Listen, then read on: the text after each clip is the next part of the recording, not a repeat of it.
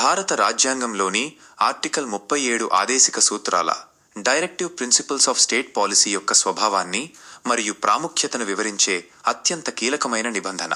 ఈ ఆర్టికల్ ప్రధానంగా 2 ముఖ్యమైన విషయాలను స్పష్టం చేస్తుంది. మొదటిది, ఆదేశిక సూత్రాలు న్యాయస్థానాల ద్వారా అమలు చేయబడవు. నాన్ జస్టిసియబుల్ అంటే ప్రభుత్వం వీటిని అమలు చేయలేదని ఏ పౌరుడు కోర్టుకు వెళ్లి ఫిర్యాదు చేయలేడు.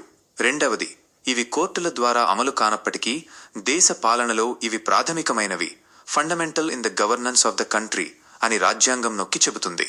చట్టాలను రూపొందించేటప్పుడు ఈ సూత్రాలను పరిగణలోకి తీసుకోవడం మరియు వాటిని అమలు చేయడం రాజ్యపు కనీస బాధ్యత అని ఇది నిర్దేశిస్తుంది. ప్రాథమిక హక్కులకు, ఫండమెంటల్ రైట్స్ మరియు ఆదేశిక సూత్రాలకు మధ్య ఉన్న ప్రధాన వ్యత్యాసాన్ని ఈ ఆర్టికల్ గీస్తుంది.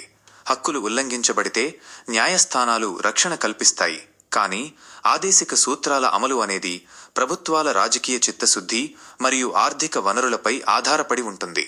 అయినప్పటికీ సుప్రీంకోర్టు అనేక తీర్పులలో ఆర్టికల్ 37ని ప్రస్తావిస్తూ ప్రాథమిక హక్కులను అర్థం చేసుకోవడానికి లేదా వాటి పరిధిని విస్తరించడానికి ఆదేశిక సూత్రాలు ఒక మార్గదర్శిగా పనిచేస్తాయని పేర్కొంది.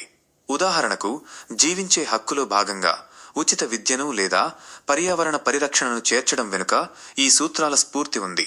ఒక రకంగా చెప్పాలంటే ఆర్టికల్ 37 ప్రజాస్వామ్య ప్రభుత్వాలకు ఒక నైతిక బాధ్యతను, మోరల్ అబ్లిగేషన్ గుర్తు చేస్తుంది.